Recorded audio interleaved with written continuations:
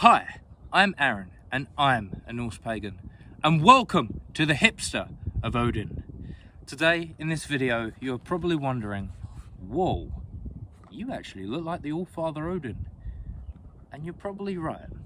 Today, I'm going to be talking about the 3 ways in order to connect and have a more deeper connection with the All-Father, Odin. Looking like Odin, and you're probably wondering, this huge tree that I'm actually sitting on right now, like a giant chair or a giant throne of Odin, this is the exact same tree that I actually did my very first Norse pagan video on, and this is known as the Odin tree. So I was thinking, why don't I create an Odin video sitting at the Odin tree, dressed and looking like the hipster of Odin. So, what's the first way to connect to the All-Father Odin? Well, the first way to connect to the All-Father Odin is to have adversity in your life. Adversity is a difficult or unpleasant situation. Now, you might be thinking, how can a difficult and unpleasant situation get you closer to the All-Father Odin? Well, you've got to realise, the All-Father Odin hung himself from a tree like this for 9 days and 9 nights to gain the wisdom and knowledge of the runes. You've got to realise he's used to these unpleasant situations. Another unpleasant situation is, well, technically I work as a porter in the hospital, and we're used to dealing with all kinds of unpleasant situations, taking dead patients down to the mortuary, or dealing with unpleasant patients that may have taken unnecessary amounts of drugs, and you know, dealing with all kinds of people from all kinds of walks of life. And me being a porter in the hospital has definitely taught me that kind of aspect of life.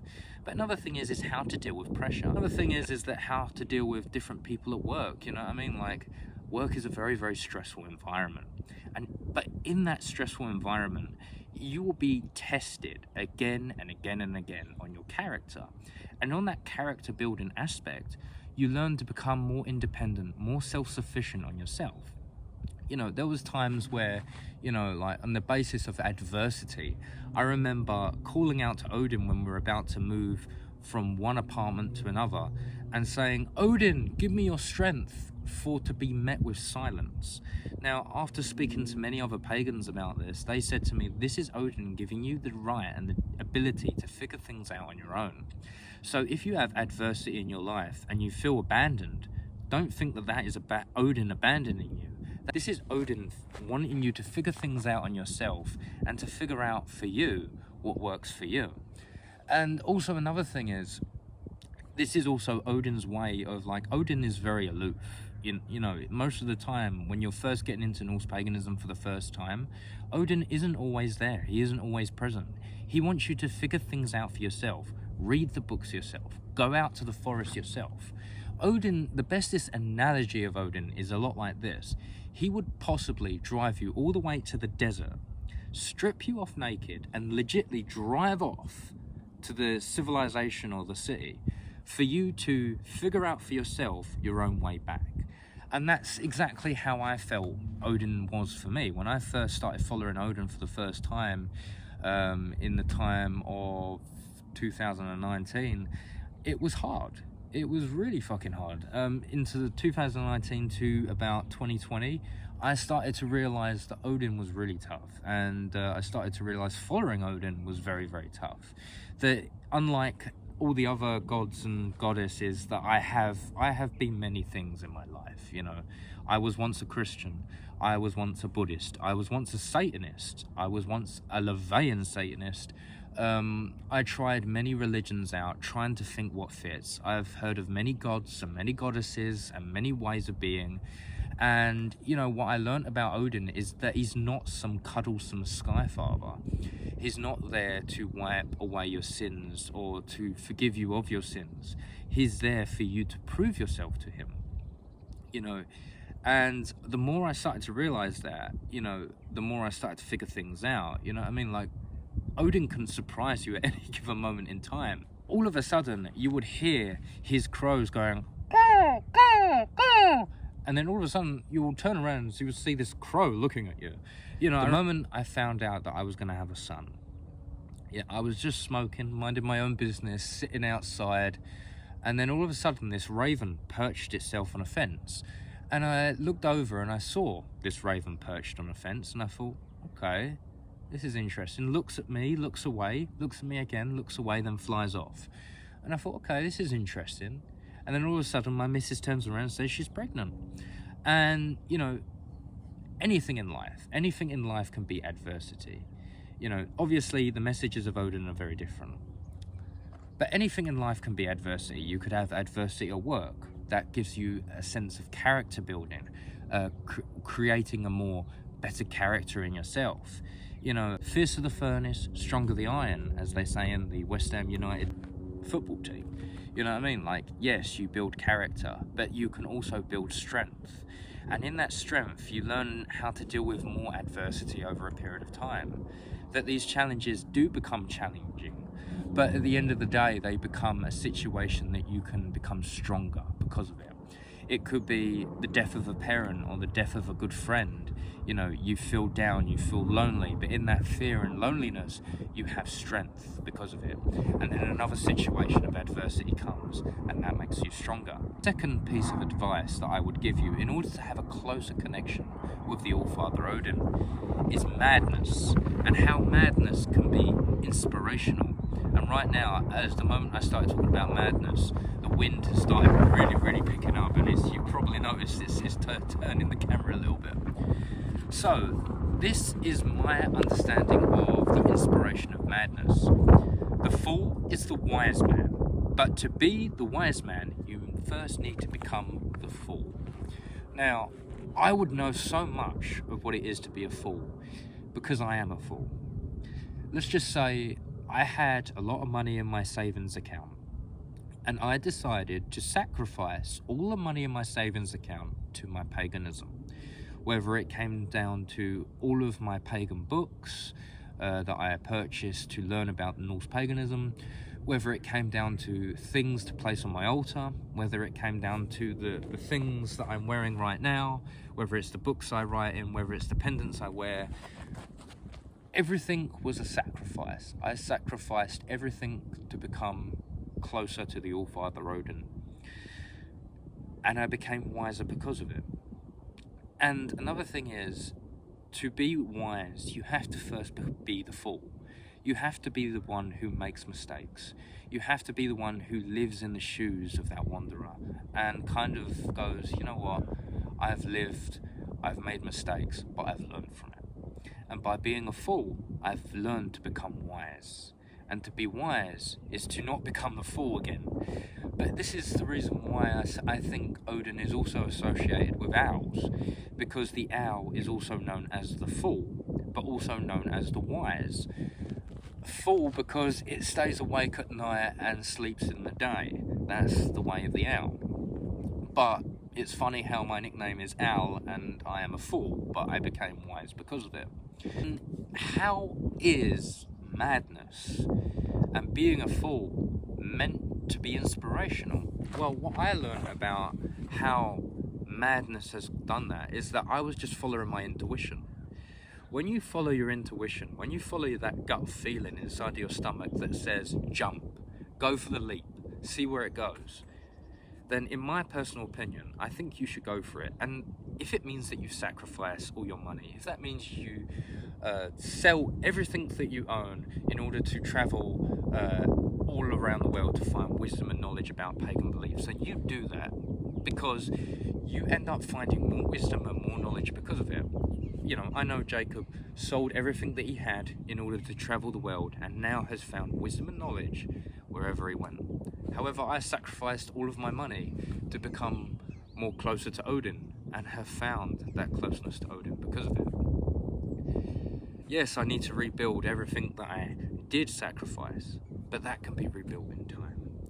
Through the wise decisions that I have made from living recklessly, I can become more wiser because of it. And also, another thing is that if you find a life situation that you believe that you should go and do, and you're feeling it in the solar plexus and you're feeling it in the heart chakra, do it.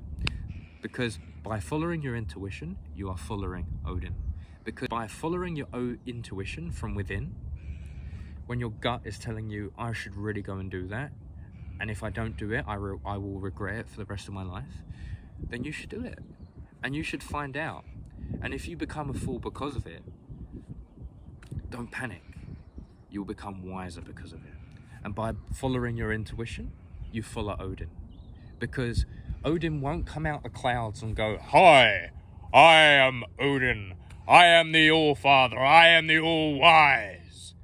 No, Odin won't come out like that. He won't come out the clouds and burst out. You may see ravens and crows fly past, and you might see signs from that. However, Odin won't come out the clouds and do that. But if you're feeling in your gut feeling that you need to go and do something, then you should go and do it. And you should follow in your gut feeling is your intuition. And by following your intuition, you follow Odin. Or the third way to get closer to the All-Father Odin that I have personally found out is the clarity of dreams. And to me, this equals answers. The answers to your offerings, the answers to your prayers. They are messages of the gods guiding you to victory.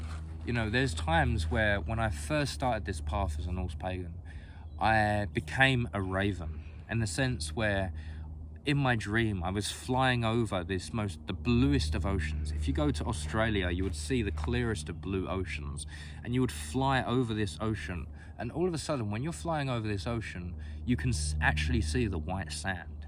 Now I'm flying as a raven over this blue ocean, and then all of a sudden there is this kind of staircase. There's a staircase leading up. I'm in the center over here, and then there's this long corridor reaching over there. It's crowded, it's bustling. There's people going down the corridors, there's people going up and down the stairs, and I'm disorientated. I'm thinking, where am I? I thought I was a raven at first going over this ocean, and now I am in this corridor bustling with people. All of a sudden, I see some person who, by the way, back then I was working in the kitchen as a porter, and the person who was my manager, he was someone who I fearfully respect. I never wanted to piss off. And there was this person who had an eye patch who looked exactly like my manager. However, he had a mad beard, and he had mad hair, and he had a really, really mad eye. And all of a sudden I realized it was Odin. And Odin said to me, "Why did you cut your hair like this?" Because back then I had this ponytail kind of thing going on. And I said, "Well, Odin, it's because it's my religion." And he says, "Why do you wear this Mjolnir?"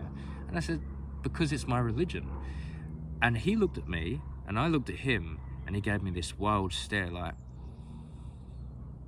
And then he smiled at me, and I smiled at him. And then we turned around each other. And then he darted off down the corridor. And after speaking to many pagans about this, or many Norse pagans about this, they turned around and said to me that this was a dream that said to you that you need to follow Odin. And that is my very, very first experience in a dream connecting to the All-Father Odin. If you have a dream where you see Odin, or if you see any of the gods, then that is personally a message from them. If you have a dream where you are discovering something, say if you've taken someone's love for granted, and yet your heart and your emotions are dragging you down to the point where you are seeing them in your dream and you miss them, then when you wake up, you treat them with respect because you miss them in your dreams. Therefore, you love them even more in real life.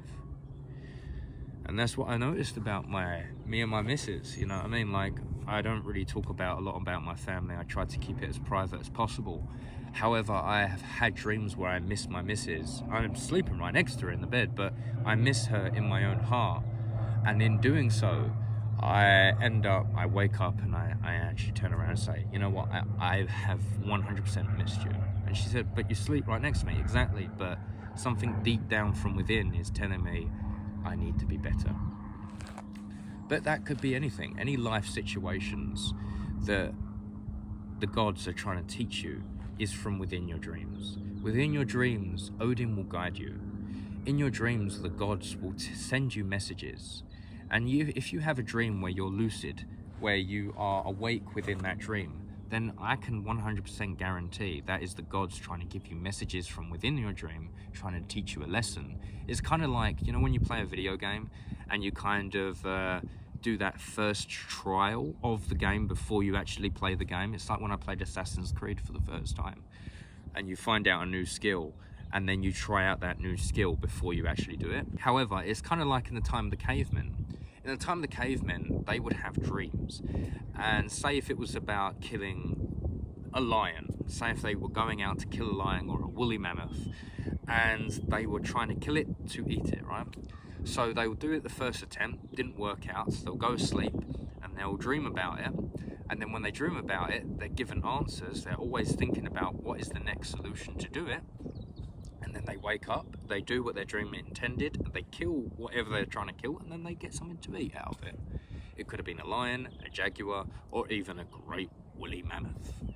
But yeah, in my opinion, that is the 3 ways to connect to the All-Father Odin. Adversity will give you strength, madness will give you inspiration, and clarity of dreams will give you answers. If you follow these 3 ways to connect to the All-Father Odin, then I can guarantee you'll have a more deeper connection with the All-Father. If you've enjoyed the video here at the Hipster of Odin YouTube channel, then please feel free to like and subscribe, and please leave a small comment down in my comment section, because I love reading your comments. I love seeing the views go up on my videos. I love each and every single one of you for just subscribing to my videos. And to me personally, I love the fact that you just watch my videos. But until the haul, Scott.